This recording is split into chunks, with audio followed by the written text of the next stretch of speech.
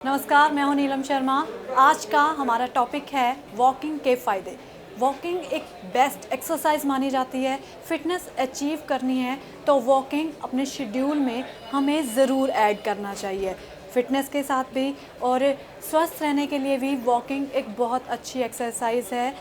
आज मैं आपसे 10 फ़ायदे के बारे में बात करूंगी जो हमें वॉकिंग करने से मिलते हैं, जिनको सुनकर डेफिनेटली आप वॉकिंग को अपने शेड्यूल में ऐड कर लेंगे।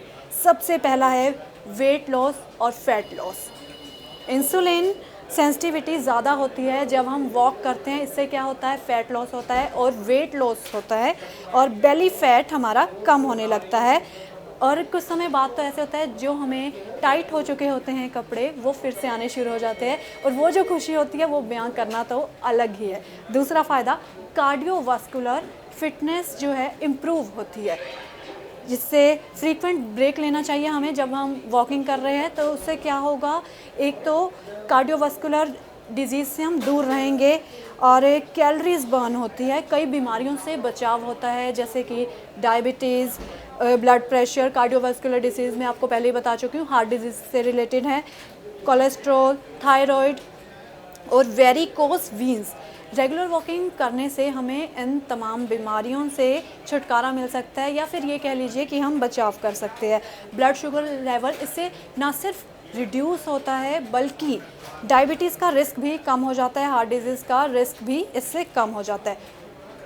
नेक्स्ट है डाइजेशन इम्प्रूव होती है, गैस, एसिडिटी जैसी प्रॉब्लम से बचाव होता है। एनर्जी लेवल हमारा इंक्रीज़ होता है क्योंकि आजकल हमारी लाइफ हेक्टिक हो चुकी है, तो हमें एक नेक्स्ट डे एनर्जी लेवल की बहुत ज़रूरत होती है और काम करने से पहले, तो वॉकिंग से हमारा एनर्जी लेवल इंक्रीज़ होता है। नेक्स्ट है हमारा स्लीप क्वालिटी इंक्रीज़ होती है, जो बेहद ज़रूरी है अगले दिन काम करने के लिए।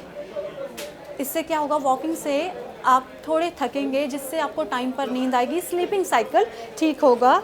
मेलाटोनिन नाम का एक केमिकल रिलीज़ होगा जिससे आपका स्लीपिंग साइकिल ठीक रहेगा, तो नींद आपको प्रॉपर आएगी। वॉकिंग का ये एक बहुत बड़ा फ़ायदा है।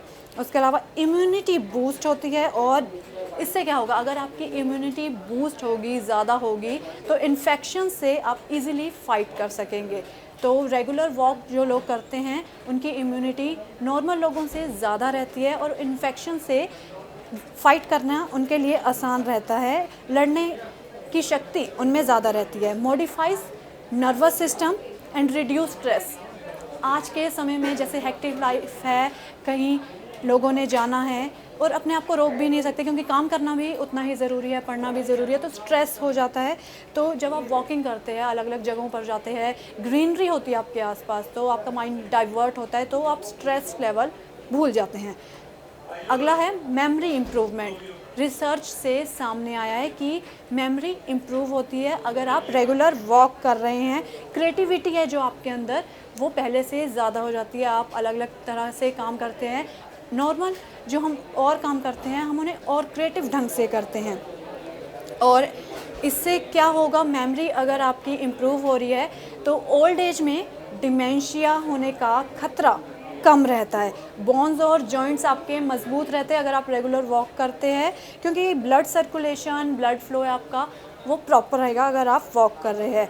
और इसके अलावा जब आपकी एज ज़्यादा हो जाती है तो डिसेबिलिटी होने के चांसेस और आर्थराइटिस होने के चांसेस भी कम हो जाते हैं। अब मैं बात करूंगी कुछ टिप्स के बारे में जो आपको वॉकिंग करते हुए ध्यान में रखना है। पहला है कि सिर आगे रखना है, सामने देखना है, नीचे नहीं देखना है। उसके अलावा शोल्डर जो है आपने स्ट्रेट रखने हैं, नेक रिलैक्स रखनी है और आगे बढ़ते जाना है। कंफर्टेबल आपकी ड्रेस होनी चाहिए और जहाँ पर आप वॉकिंग कर रहे हैं वो एरिया सही होना चाहिए, उबड़ खाबड़ सा नहीं होना चाहिए। और इसके अलावा आप क्या कर सकते हैं, ऑडियो सुन सकते हैं, ऑडियो बुक्स और मोटिवेशनल सॉन्ग्स आप सुन सकते हैं जिस समय आप वॉक कर रहे हों।